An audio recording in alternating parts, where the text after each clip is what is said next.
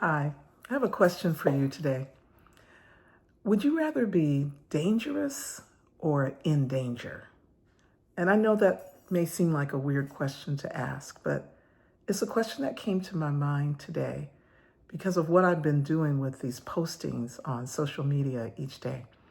I was actually challenged by my mentor, who is a most powerful, amazing, transformational woman, one of the most I've ever met. Her name is Dr. Sonia Stribling. And I'm being mentored by her. And one of the things that she challenged us to do was to go on social media like every day, at least 3 days a week, but preferably every day and do something, say something. Um, of course, relating it back to what it is that you want to offer people or give to people or share with people from inside of you. And I started thinking about being dangerous versus being in danger. And what I mean by dangerous, which is my choice, I don't mean where you would harm someone, hurt someone.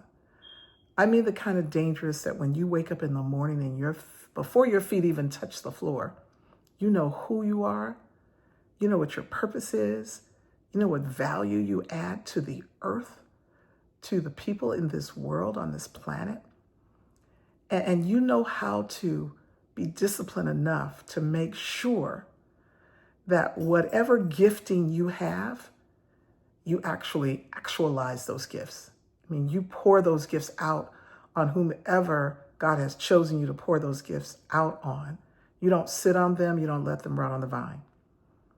Versus being in danger, which means you wake up in the morning and you allow life to dictate who you are, what you're going to do, where you're going to go, how you're going to act. Meaning maybe you wake up and the first thing you do is look at the news and get all worried and upset. Or the first thing you do is look at a bunch of emails and text messages with maybe people telling you things that you really are not ready to hear, or it makes you feel overwhelmed because of the enormity of the task that you have before you.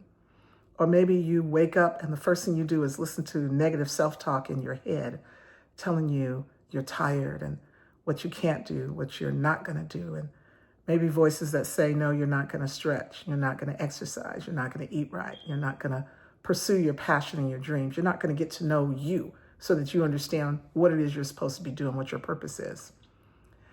That's being in danger of being the audience of your life story instead of the author of your life story. And we don't want that. I don't want that for me. I don't want that for you. Part of my not wanting that for me was accepting this challenge. I've had a 32-year career and ended as an assistant CEO of a large organization. And during that career, I got to the point where I didn't have to do anything to make happen what I needed to happen besides the work that I had to do. But for example, when it comes to posting on social media or creating a video or things like that, there was a media team who did all that for me. All I had to do was show up, know what I was going to say, look decent, and move forward. They filmed the video. They produced the video. They posted where it needed to go, whether that was on social media, whether that was internal to our organization. They did all the work. I didn't have to do that.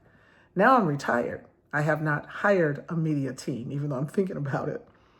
But I'm having to learn how to do all these things on my own if I want to get out into the public what I want to share from Diana Alexander. I'm having to figure out, oh my gosh, do I really know how to do a YouTube post? Do I know how to do an IG post or a Facebook or a LinkedIn? I'm having to do all that. But it takes me being bold and brave and knowing that I want to be dangerous rather than in danger to go down or venture down these paths that I did not have to do in the past. It took me making a decision when I woke up in the morning that I'm not going to continue to be in danger of not fulfilling my passion and my drive that I have known has been there since I was a little girl. And I've actualized it somewhat through my career, but now I'm going to actualize it even more through my business, through my LLC, through helping people like you who might be listening to me, maybe not. There may be no one listening. There may be just family listening. But I've come to a place where I don't care. I'm going to put it out there and put it out there until I break through whatever barriers I need to break through. That is being dangerous. I don't want to be in danger anymore. I don't want to be in danger of sitting back and missing out on everything that God has gifted me to do. And it doesn't mean using up every moment of my spare time, because I don't plan on doing that. I still plan to be free from my family and my friends and my church and travel and all those kinds of things. But I'm not planning to allow that to prevent me from doing this, because I want to be dangerous. I don't want to be in danger. And so today I'm hoping that you get what I'm saying, what I'm trying to share, and that if you too want to be dangerous instead of in danger of missing out on living your best life, that eventually you'll reach out to me, and together we can work on how you can do that, what you need to do in order to first off get to know who you are, how to have a good mentor in your life, how to determine what's the best career path for you, what brings you joy, not just money, but joy. And typically if it brings you joy, the money will follow. So just a short message today, my third day straight in a row of posting on social media. So today's message is, do you choose to be dangerous or in danger? You get to make the choice, and I hope you make the choice to be dangerous so that everything that wants to stand against you will get out of the way, because it can't stand up to who you are when you are your real, authentic self. God bless you. Diana Alexander, and I'm out.